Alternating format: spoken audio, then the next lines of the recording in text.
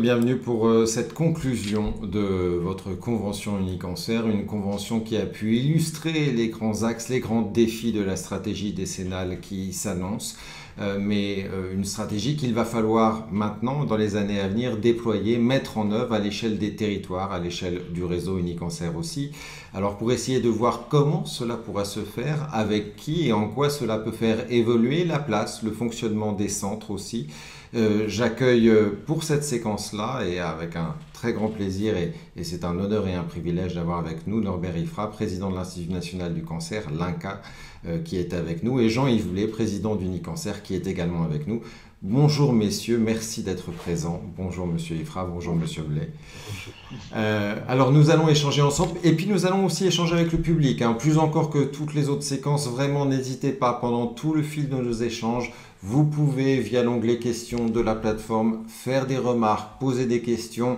Je les relayerai. On prendra vraiment un temps d'une quinzaine de minutes à la fin de cette séquence pour pouvoir véritablement relayer les questions qui vous seront adressées.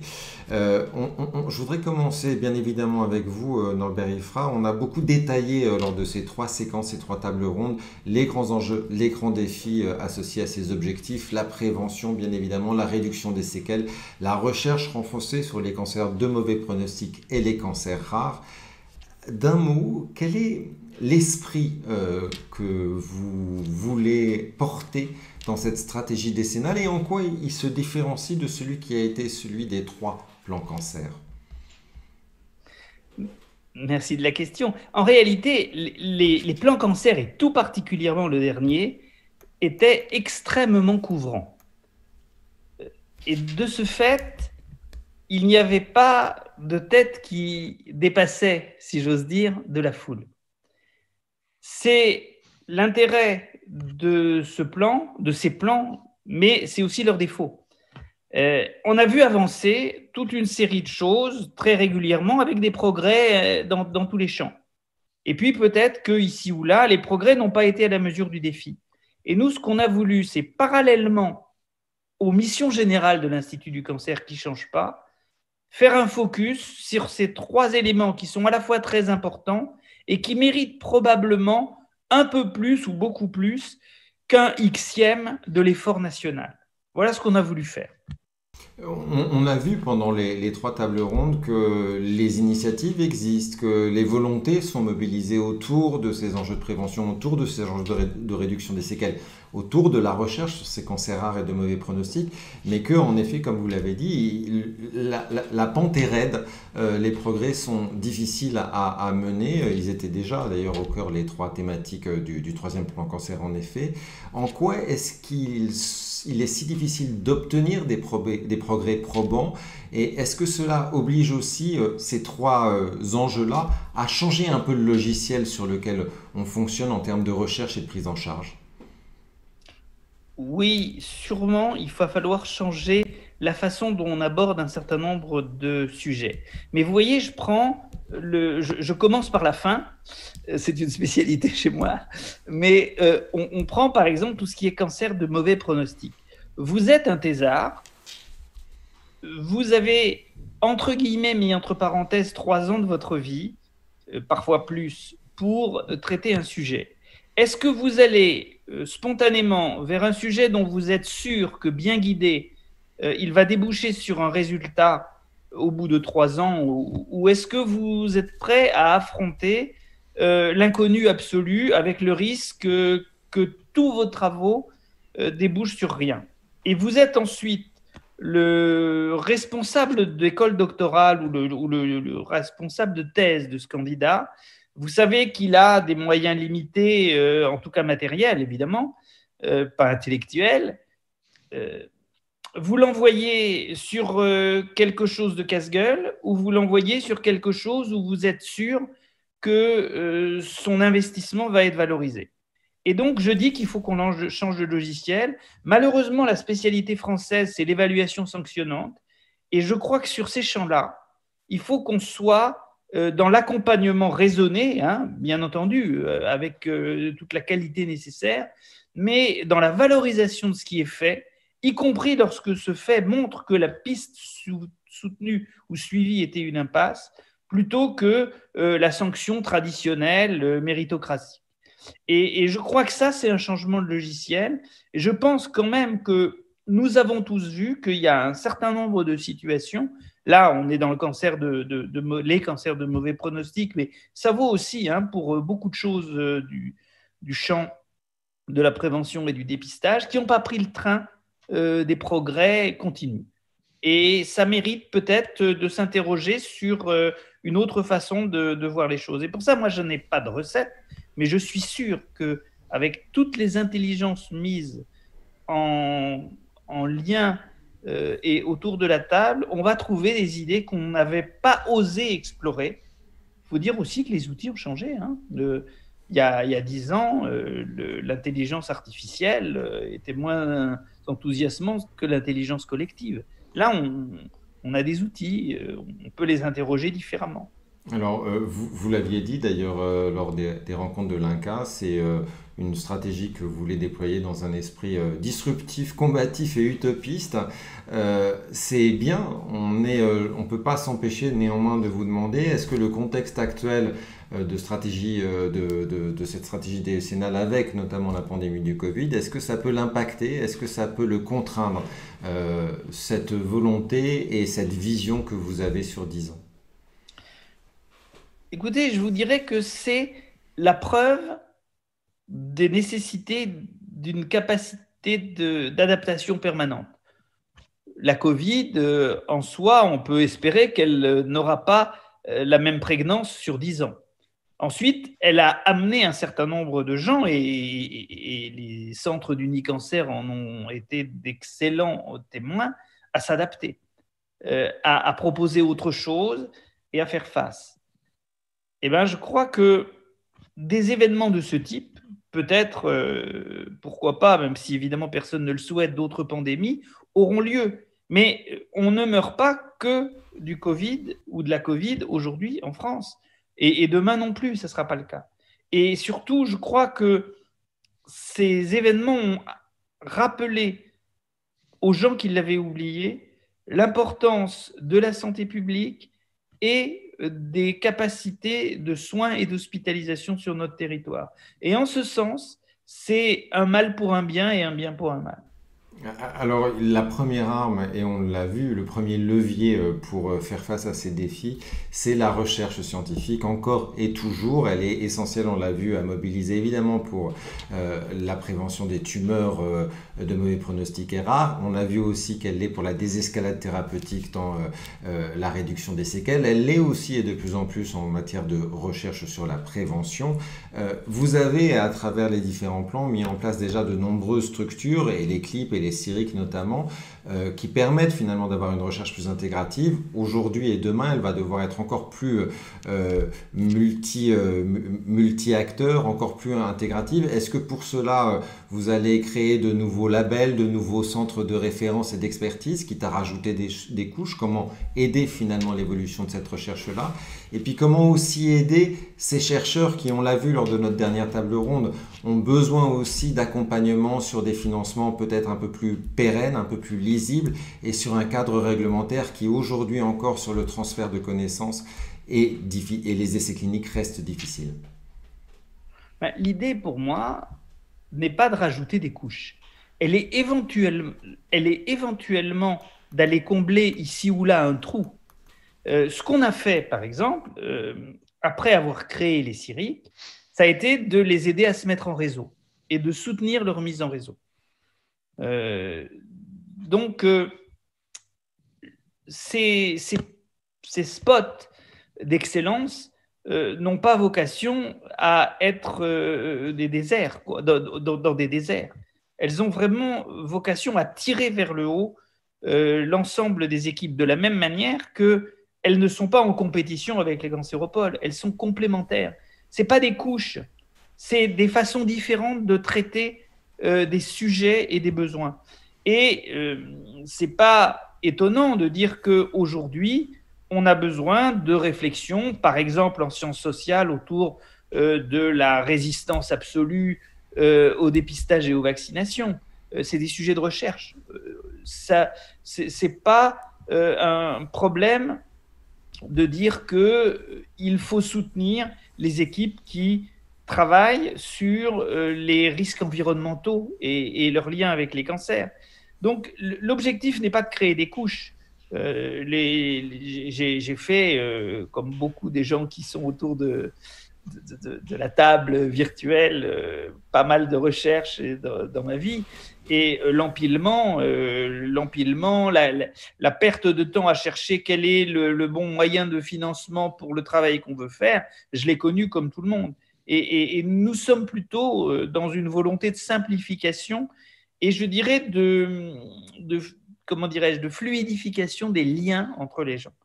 Je crois que la vraie grande avancée qu'il y a eu avec l'Institut national du cancer et au fil du temps, c'est la capacité d'énormément d'acteurs à prendre son téléphone et à aller appeler ici le responsable de la recherche clinique à l'INCa, ici c'est arrivé fréquemment le président de l'INCa, ici le directeur général, en tout cas l'interlocuteur le plus à même de répondre à la question. Et j'ai une idée, mais comment est-ce que je fais pour? Et ça, cette fluidité, je crois que c'est une façon de répondre à cette question. Je crois vraiment que les gens ont enfin compris qu'ils n'étaient pas en concurrence entre eux, mais en concurrence avec une maladie qui est une maladie curable, mais qui est une maladie extrêmement agressive.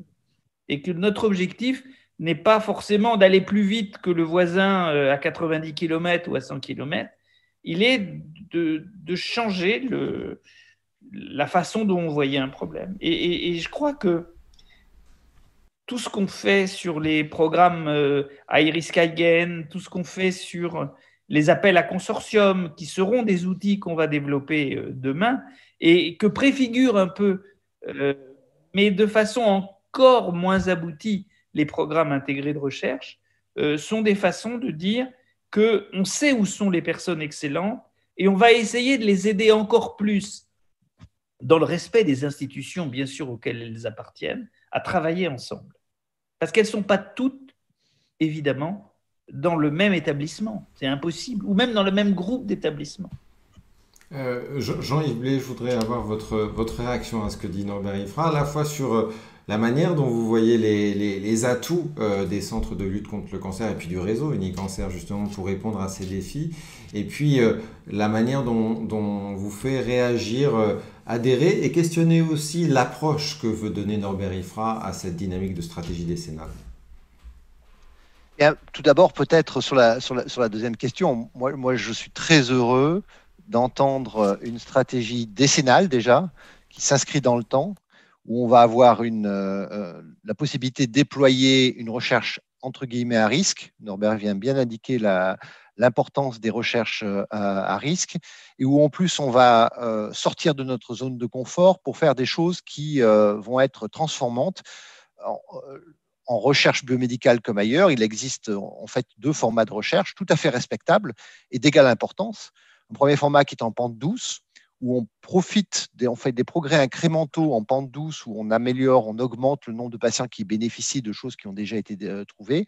Et puis, une recherche marche d'escalier, où on change radicalement de concept. L'exemple assez populaire ces derniers temps, c'est CRISPR-Cas9, mais on pourrait citer en thérapeutique médicale du cancer l'introduction des thérapeutiques adjuvantes il y a maintenant une quarantaine d'années. Le principe de thérapeutique adjuvante. C'est ce genre de choses que l'on peut faire. Et je suis très heureux d'entendre qu'une prise de risque va être possible, parce que je crois qu'actuellement, nonobstant la situation Covid, c'est le moment de prendre des risques, parce qu'on a une large gamme d'outils en main autour de l'intelligence artificielle, autour de la caractérisation moléculaire, autour des outils de thérapeutique moléculaire et d'immunothérapie, qui de toute évidence sont d'une puissance inégalée par rapport au début de la cancérologie, et qu'il va nous falloir apprendre à utiliser mieux et de manière radicalement différente si on veut être transformant, notamment sur les tumeurs à haut risque, et même au-delà des tumeurs à haut risque, sur des stratégies de prévention primaire, secondaire, tertiaire judicieusement menées. Je crois que c'est quelque chose qui est vraiment très important. Alors, comment se situe Unicancer dans cette démarche? Eh bien, se situe avant toute chose dans une démarche collaborative. Ça va de soi. Je pense qu'on ne fait rien tout seul, on est toujours dans un réseau et c'est à travers l'ancrage dans un réseau et le pilotage d'un réseau que l'on peut inscrire une action qui est transformante. Je crois que la mission d'Unicancer a été assez souvent, parce que petites institutions réactives et dynamiques, elles peuvent donner des inflexions plus rapides, des virages plus rapides, de pouvoir donner ces coups d'accélérateur par moment et d'emmener les autres. Je pense que c'est une mission que l'on doit continuer à avoir dans la situation présente. Et je crois que l'opportunité d'une stratégie décennale telle que dans cette vision-là est une opportunité qu'il va falloir saisir. Alors le contexte est très particulier, on le disait.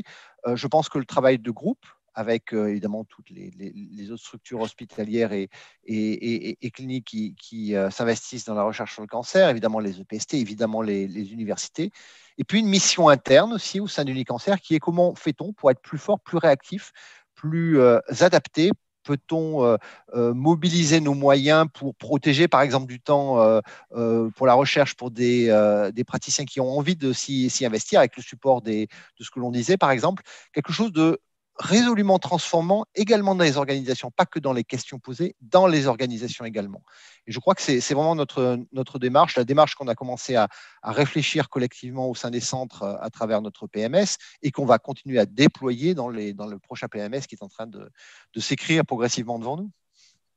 Bien vu, autant je parlais de changement de logiciel avec Norbert Ifra, il y a peut-être un changement de mindset, d'état d'esprit qui est apparu à travers les différentes tables rondes, bien évidemment sur la prévention, en faire l'affaire de tous et de chacun, bien évidemment aussi, on l'a vu sur la réduction des séquelles, pour intégrer le plus en amont possible finalement ce que va être l'après-cancer, pour reprendre un peu ce qu'est la notion de guérison et de rémission aussi, et puis évidemment sur cette recherche sur les cancers de mauvais pronostic qui a besoin d'être plus que jamais multicentrique et c'est pas toujours évident pour un chercheur qui naît à la compétition de penser cette approche-là aussi. Dans quelle mesure il y a un besoin sur ces différents défis aussi de changement de, excusez l'anglicisme, mais de mindset un petit peu des équipes?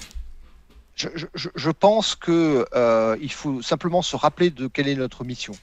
Où est-ce qu'on va gagner le plus vite, le plus massivement au service du patient. On est au service du patient. Où sont nos marges de progrès? Nos marges de progrès, elles sont de toute évidence dans une mission qui est d'ailleurs une des missions régaliennes des centres de lutte contre le cancer, qui est le dépistage et la prévention. C'est une opportunité pour réinvestir cette mission. Bien sûr, il y a des actions qui sont déjà existantes dans les établissements et on veut simplement les déployer, les coordonner, les rendre plus efficaces et surtout les adosser à des outils technologiques qui sont aujourd'hui présents, qui n'étaient pas présents il y a quelques années ou quelques dizaines d'années au moment où on réfléchissait différemment sur ce type d'approche.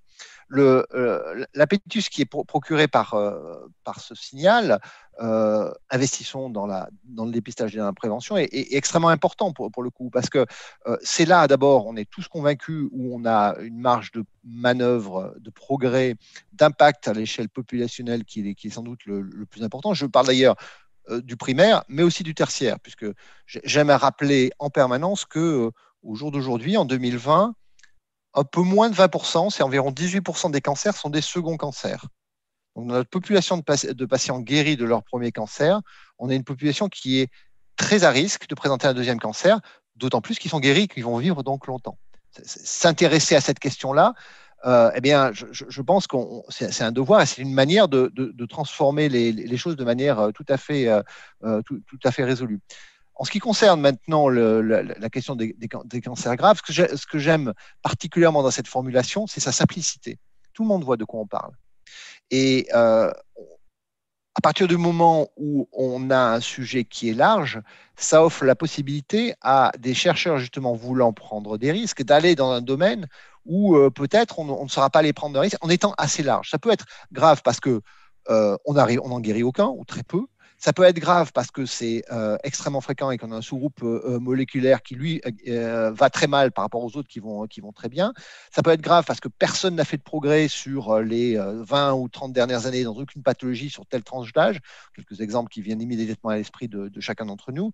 Eh bien, donc, à nous de nous emparer de ces questions-là et de les poser, mais sur un angle radicalement différent. Changer de mindset, comme vous le disiez. C'est exactement la démarche dans laquelle on doit être pour ces trois axes que nous avons. Il y a le comment on va le faire et puis il y a le avec qui on va le faire. Et ça, excusez-moi Norbert Ifra de revenir à des postures qui sont peut-être un petit peu obtus, mais on a un paysage de l'offre de soins, où on a les centres de lutte, où on a les CHU, les CH, les hôpitaux publics, où on a les établissements privés aussi qui sont présents. Il va falloir avoir des centres d'expertise, des centres de coordination autour de ces différentes missions. Pour le dire très simplement, qui fait quoi? Qui fait quoi? Qui devient l'expert? Qui devient le coordinateur dans cette offre de soins repensée autour de ces stratégies de prévention, de réduction de séquelles et de recherche? Mais je crois que vraiment le paysage a changé dans l'acceptation de l'autre, y compris dans les groupes d'établissement. Si vous regardez, il y a 30-35 ans, ce qui allait devenir Unicancer, hein, la Fédération nationale des centres de lutte, passait une partie non négligeable de son temps à expliquer qu'il était imbécile de les faire disparaître et qu'ils avaient leur spécificité propre et que, bon, c'est un sujet qui consommait une énergie déraisonnable pour ce qui était une évidence. Je pense que ces sujets-là sont des sujets qui sont derrière nous. Que chacune de ces organisations apporte quelque chose aux autres. Et qu'on l'a très bien vu, je rebondis sur votre question de tout à l'heure, lorsqu'il y a eu cette pandémie, on a très bien vu et le besoin de chacun des acteurs et la complémentarité qu'ils pouvaient avoir. Et je crois que l'excellence, ça ne se décrète pas.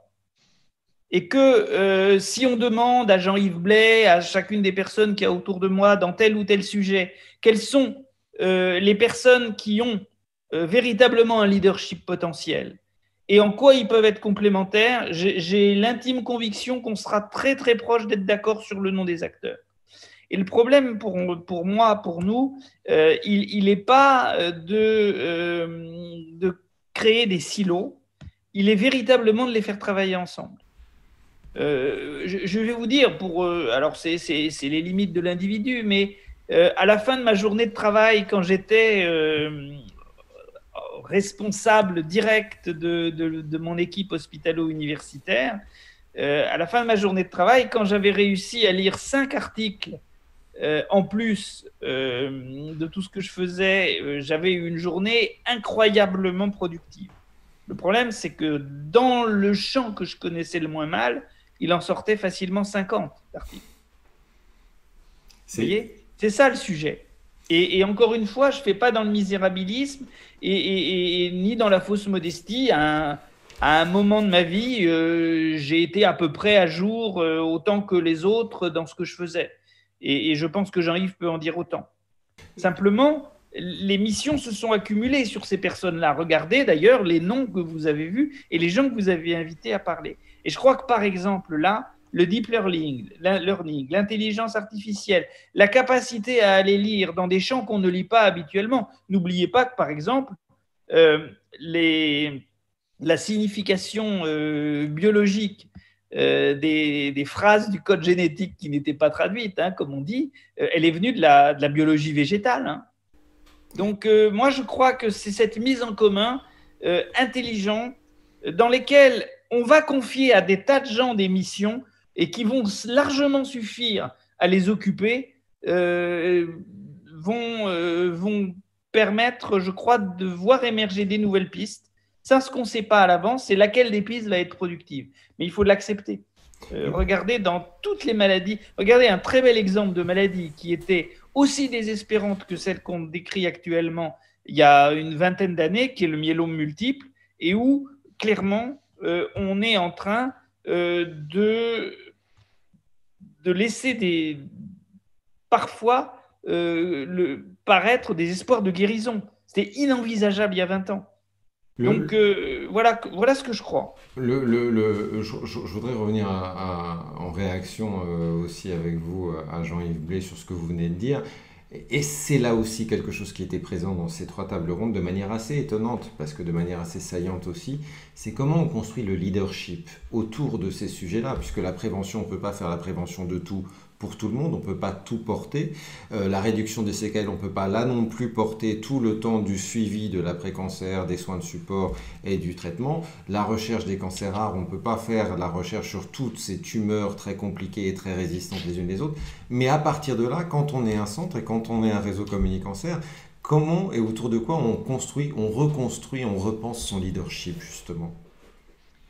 Je vais refaire mienne quelques phrases qui sont assez célèbres, qui ont été prononcées par un prix Nobel de physique il y a quelques années, mais il faut travailler dur, il faut partager tout.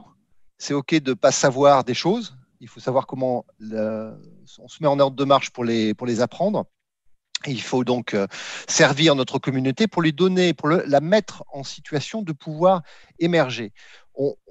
La recherche, c'est dur, c'est ardu, comme on l'écoutait sur les ondes il y a quelques temps.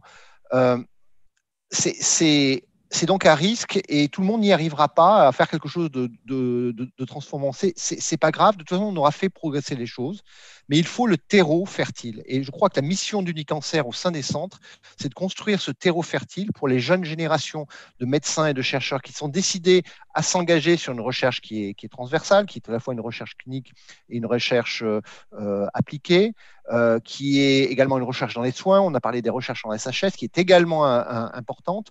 Créer ce terreau fertile, travailler dur, et donc travailler dans la bonne humeur, car je crois qu'on ne peut travailler efficacement que dans la bonne humeur. Et c'est peut-être une des choses vraiment importantes qu'il faut qu'on réfléchisse collectivement, d'ailleurs, dans notre système de santé. En tout cas, créer ce terreau fertile, c'est notre ambition dans Unicancer. Ça n'est pas simple, parce que le contexte, et on l'a dit à plusieurs reprises au cours de ces 2 jours, le contexte est contraint, les sources de pessimisme font rage, mais c'est pas grave, ça a toujours été comme ça quand on regarde les choses de manière un peu distanciée. Et il faut se mettre en ordre de marche pour pouvoir progresser collectivement dans ces différentes directions. Ouais. Avec, vous l'avez dit en introduction, peut-être aussi le fait de penser un nouveau modèle de centre, vous avez employé ce terme-là, avec peut-être une direction, là aussi médico-administrative, plus affirmée. Est-ce qu'il faut aussi donner plus d'agilité aussi au fonctionnement interne des centres dans leur manière d'être et d'avancer? Oui, les centres sont bien connus et représentent plutôt une exception dans le paysage national français de direction médicale, en réalité de direction partagée médicale et administrative avec une équipe qui travaille. En fait, le fruit, le succès du modèle est probablement lié à ce travail d'équipe très partagé, très réseau qui est le point clé. Mais oui, bien sûr, il nous faut repenser parce que même si le modèle est bon et on pense c'est un modèle qui peut être encore amélioré, il peut largement être amélioré. On sait qu'il y a des structures pour lesquelles on peut s'optimiser à l'intérieur de la structure que j'ai le privilège de diriger. Il y a un certain nombre de choses que je veux accomplir depuis quelques années qui sont longues parce que c'est compliqué de changer les organisations. Mais oui, de toute façon, notre cible, elle est simple. Il faut être plus agile, plus réactif et être capable de mobiliser, et on le fera qu'en mobilisant les hommes et les femmes, mobiliser plus activement et de manière plus réactive les acteurs qui vont être transformants, afin qu'ils puissent trouver et s'épanouir sur ce terreau fertile. Ça n'est pas facile tous les jours ce que je dis, ça a l'air bien joli, mais c'est pas facile tous les jours ce que je dis.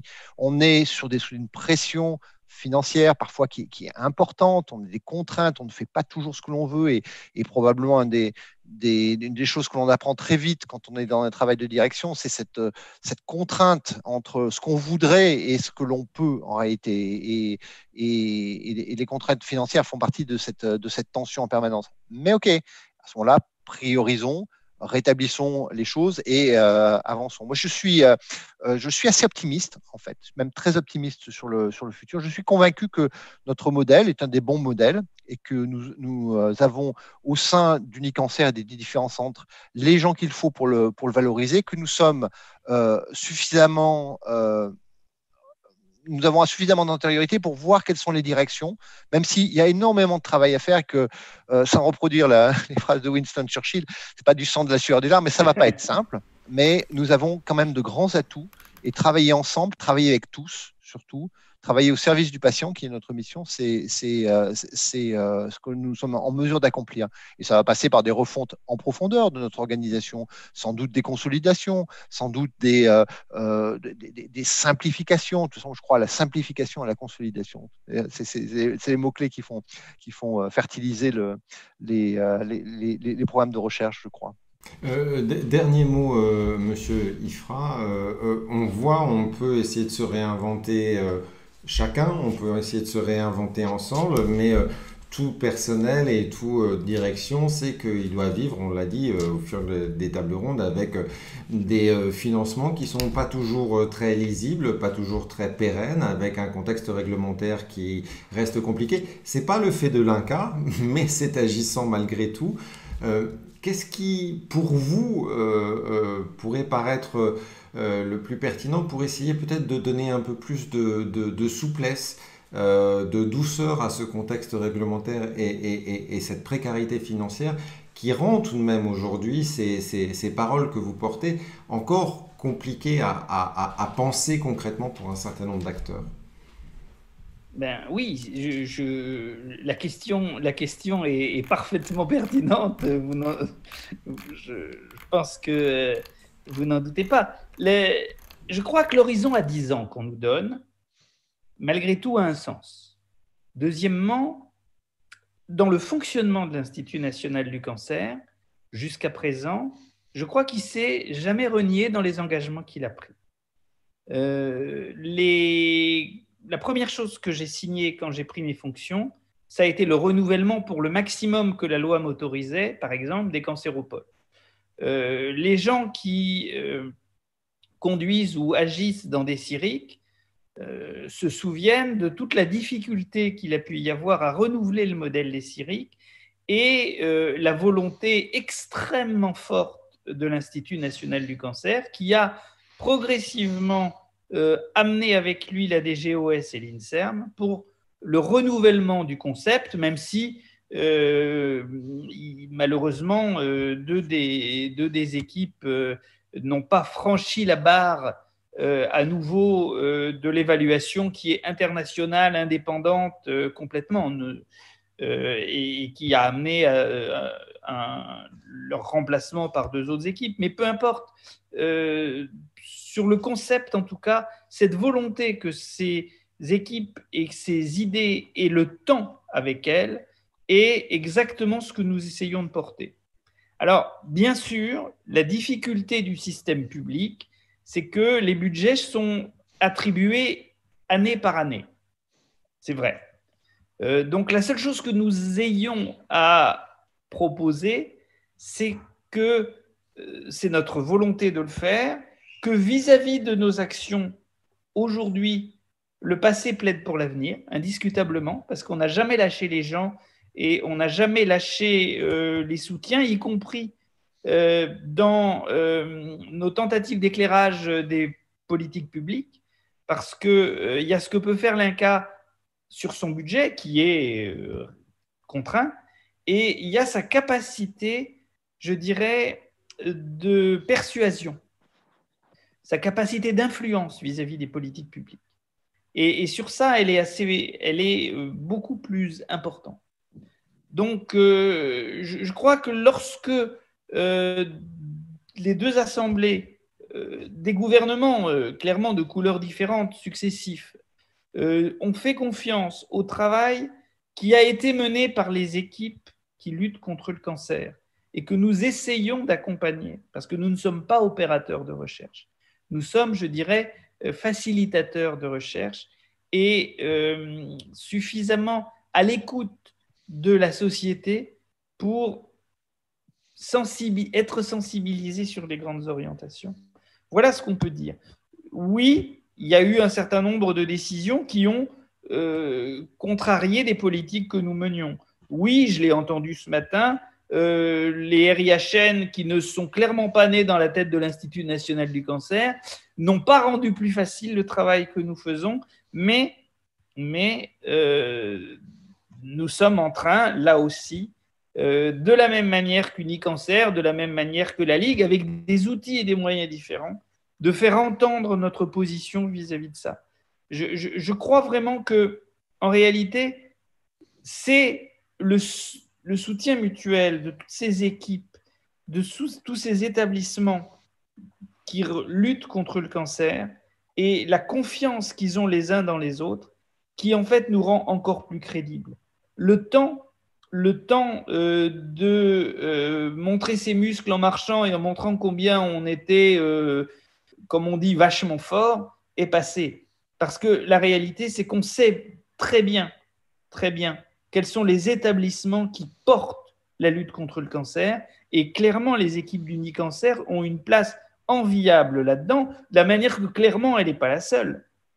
Mais aussi, quand on arrête de dire aux gens qu'il y a une épée de Damoclès qui est sur leur tête, ils peuvent se libérer et s'orienter encore plus dans la lutte contre ces maladies qui nous mobilisent ensemble.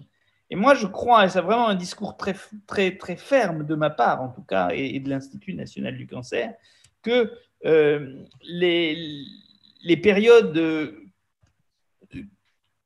qui mettaient en cause, finalement, année après année, l'existence de ces centres et leur utilité sont derrière nous. Elles n'ont plus de sens. Elles n'ont plus de sens. Et oui, nous allons faire des appels à consortium. Et oui, nous savons bien que les centres d'Unicancer, comme d'ailleurs certains centres publics, comme l'INSERM, comme le CNRS, y auront une place très importante. Et en réalité, il faut s'enrichir de ces différences qui permettent d'aborder la même question de façon complémentaire plutôt que se les opposer. Bien sûr que le case mix, comme on dit du côté hospitalier, le nombre de maladies qu'a affronté un centre de lutte contre le cancer n'a rien à voir avec ce que doit affronter un centre hospitalier et universitaire. Oui, la multidisciplinarité est dans le centre hospitalier et universitaire. Mais oui, l'unicité de la direction de l'adversité ou de la maladie, elle est portée spécifiquement par les centres de lutte et par certains services spécifiques de centres hospitaliers ou universitaires. Et ces gens-là, croyez-moi, ils se connaissent et ils se reconnaissent. Voilà. Oui, quelques petites questions qui arrivent. Vous pouvez continuer, bien évidemment, à en poser. Quelle place pour les politiques de dépistage dans la stratégie décennale et quelle place pour les dépistages ciblés? Qui répond? C'est moi? Oui, a priori, oui. Il n'y a pas de problème. Je voulais pas prendre la parole à Jean-Yves. Je laisse. Écoutez, le dépistage, le dépistage est indiscutablement, je crois que c'est aussi là aussi une des premières choses que j'avais dites. Alors, je crois plutôt aux hôpitaux publics qui n'en étaient pas convaincus à l'époque qu'au centre de lutte contre le cancer. Et c'est l'entrée tôt dans la maladie, c'est le repérage et éventuellement la guérison de maladies qui, lorsqu'elles sont diagnostiquées à un stade disséminé, n'ont plus du tout les mêmes chances de guérison. Et donc, c'est, je crois, une partie du domaine de responsabilité des établissements qui luttent contre le cancer. Alors, bien entendu, il y a les centres régionaux de dépistage pour les dépistages organisés. Mais il n'y a pas que les dépistages organisés. Il y a, comme vous l'avez dit, les dépistages ciblés. Les situations à haut risque. Là, je pense que ça demandera aussi des compétences qu'on va trouver dans des centres de lutte contre le cancer ou qu'il faudra organiser dans des établissements privés ou publics, d'ailleurs, disons hospitaliers, parce que de mon point de vue, les centres de lutte contre le cancer sont publics, hein, privés sans but non lucratif. Moi, ils sont publics dans leur démarche, plus même souvent que quelques établissements publics où, dans quelques champs, on ne peut pas avoir accès sans activité libérale à certaines actions. On le sait bien, hein, c'est comme ça. Donc, je réponds à cette question en disant qu'il faut qu'on s'empare de sujets, il faut que les centres de lutte contre le cancer, les hôpitaux publics qu'ils veillent, s'emparent de sujets de ce type. Par exemple, là où les hôpitaux publics sont extrêmement bien armés, c'est grâce au passage aux urgences qui fait venir une population qui est aujourd'hui exclue en pratique des systèmes de prévention et de dépistage. S'ils s'organisent, ils peuvent clairement faire un travail de masse très important. Les centres de lutte contre le cancer sont extrêmement bien placés pour le dépistage secondaire et tertiaire, quoi, le secondaire et tertiaire. Là, vraiment, ils ont un champ, et d'ailleurs, une partie d'entre eux ont commencé à s'en emparer, qui est très important. Lorsque on regarde le dépistage du cancer du sein, c'est évident, on le sait, que repérer au sein des cancers canalaires, lesquels seront évolutifs demain, est un challenge qui changera complètement la donne. On sait les limites du dépistage aujourd'hui du cancer du sein. Il y a organisé par quelques équipes célèbres au sein d'Unicancer des réflexions de ce type. C'est effectivement un sujet. Donc je crois que vous voyez, demain, le dépistage des cancers du poumon, si on va donner lieu certainement à des expérimentations avant qu'on passe, si c'est démontré, en généralisation. Et ce n'est pas parce que les PSA sont surtout un marqueur de l'existence d'une prostate, ce qui est assez fréquent chez l'homme, qu'il faut abandonner l'idée de repérer des cancers prostatiques évolutifs. Donc tout ça, c'est des éléments où on va mélanger la recherche et le travail de groupe. Donc je ne sais pas si je vous ai répondu, mais il y a des champs sur lesquels, alors que ce n'était pas immédiat, les établissements hospitaliers, particulièrement ceux qui sont dédiés à la lutte contre le cancer, ont un vrai travail de dépistage. Alors, c'est pas à moi que vous répondez, hein, c'est à la question qui est posée que je ne fais que relayer. Une autre petite question, vite, il nous reste peu de temps, sur les soins de support. Comment améliorer le financement de ces soins de support? C'est quelque chose qui était revenu aussi sur une des tables rondes, la deuxième d'hier après-midi. Est-ce que là aussi, c'est un enjeu que peut porter la stratégie décennale? Je vous laisse l'un et l'autre si vous voulez avoir un mot là-dessus. Elle la porte. Le programme que notre stratégie, la stratégie que nous soumettons au gouvernement porte clairement un soutien aux soins de support. Je rappelle quand même que la mise dans le panier de soins de support, c'est l'Institut national du cancer. La question, c'est est-ce qu'on peut l'élargir? La réponse, c'est oui, mais en faisant très attention. Si c'est pour faire financer des consultations de shiatsu par l'assurance maladie, je vous dirais, c'est pas ma priorité. J'ai rien contre le shiatsu. Je dis juste que aujourd'hui, on a d'autres choses qui sont prioritaires y compris d'ailleurs sur les reconstructions, etc. Où est-ce qu'on s'arrête? C'est ça le sujet. L'accompagnement et la prévention de la douleur, des aspects esthétiques des malades sont des sujets sur lesquels nous sommes prêts à nous battre. Étant entendu que, pour avoir été assez pionnier pour ça dans le service que je dirigeais, il faut aussi qu'on sache qu'il y a des limites à ce qu'on ne peut pas faire. Par exemple, je me souviens, alors je ne donnerai pas les noms des établissements, hein, mais je me souviens qu'on avait eu, grâce à la Ligue contre le cancer, la possibilité d'avoir une équipe de socio-esthétique dans mon service, mais qu'on avait un certain nombre de malades et qu'un certain nombre d'industriels nous offraient du matériel et des produits. Mais moi, je me souviens très bien aussi d'un certain nombre de malades qui balançaient à la tête de la socio-esthéticienne son produit qu'elle considérait comme pas assez cher. Donc, voilà où sont les limites. Moi, je crois qu'il y a un soutien aux soins de support qui est commencé, sur lequel on n'a pas fini de se battre, mais sur lequel il faut qu'on fasse très attention parce qu'il faudra qu'on porte en même temps l'accès aux nouvelles molécules, je dirais la modification du système des RIHN qui est un vrai sujet, le maintien de l'accès aux médicaments le plus vite possible et aux soins de support. Et tout ça dans une enveloppe qui existe et qui est limitée, malgré tout. Voilà. Peut-être un petit mot de complément très rapide, Jean-Yves. Oui, oui, je pense que les soins de support sont fondamentaux. Plusieurs axes. Hein. L'évaluation, la mesure de l'impact d'une introduction de nouveaux soins de support doit suivre les mêmes règles.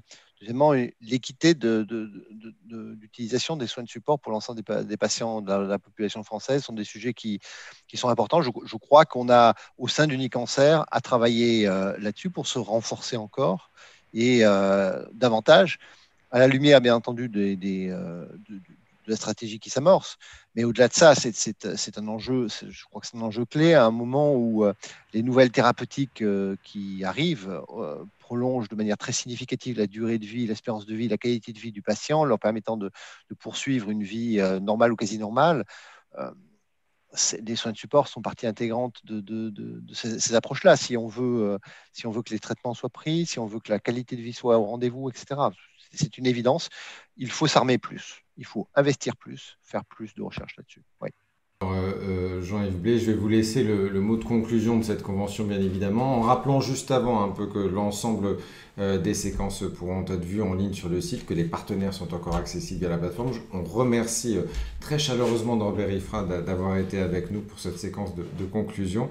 Et Jean-Yves Blé, je vous laisse conclure, puisque c'est maintenant le moment, et cette séquence et cette convention au format vraiment inédit et particulier. Je vous laisse le mot de conclusion. Merci Régis, merci Norbert pour ta présence lors de cette convention et d'avoir partagé avec nous lors de cette conclusion la vision que tu portes pour l'Institut du cancer. Tu l'as compris, tu as au sein d'Unicancer des acteurs qui sont résolument engagés dans ce combat et l'Institut peut compter sur nous. Je voudrais remercier avant toute chose, tous les participants, tous les intervenants de nous avoir rejoints sur cette convention sur un format à la fois inhabituel, rapidement évolutif et adaptatif sur le modèle de ce que l'on indiquait il y a quelques instants et qui a pu rassembler un grand nombre de participants de tout horizon, bien sûr au sein des centres, mais également à l'extérieur. On était très heureux de recevoir des invités prestigieux, Norbert, Ruth Ladenstein et beaucoup d'autres, et puis évidemment tous les participants travaillant au sein des centres de lutte contre le cancer. J'espère que le partage en quasi-live aura été profitable pour les gens qui ont assisté, mais comme Régis le soulignait à l'instant, ça va être conservé et ça pourra être regardé. Je crois qu'il y a beaucoup d'informations et beaucoup d'échanges qui ont pu se tenir, qui pourront être revus et repensés dans les mois, dans les années qui sont devant nous. En tout cas, c'est un format qui paraît adapté et toujours en termes d'adaptation et de capacité à faire évoluer notre modèle. Je note que cette convention sur un format virtuel n'a pas empêché, loin de là, peut-être au contraire, la participation et des échanges de nombreux intervenants de tout horizon, de toute spécialité au sein de notre fédération, au sein de notre groupe et à l'extérieur de notre groupe. Donc c'est un format dont nous saurons tirer des leçons pour évoluer également. Merci à tous les participants des tables rondes. Merci à tous les organisateurs et à tous les sponsors sans qui cette convention n'aurait pas été possible. Ils nous ont suivis malgré un contexte et des vents contraires assez forts. Merci à eux, on leur doit beaucoup et on aura l'occasion certainement de poursuivre les échanges au-delà de cette convention. Merci également à Régis pour une animation sans faille. Merci à toutes les équipes d'Unicancer et à tous les membres des centres de lutte contre le cancer qui nous ont rejoints au cours de cette convention. Je vous dis merci et nous avons une année qui s'ouvre devant nous avant une prochaine convention qui va sans aucun doute être riche d'enseignements et qui va nous permettre de faire progresser notre cause. Merci à tous et très bonne fin de journée.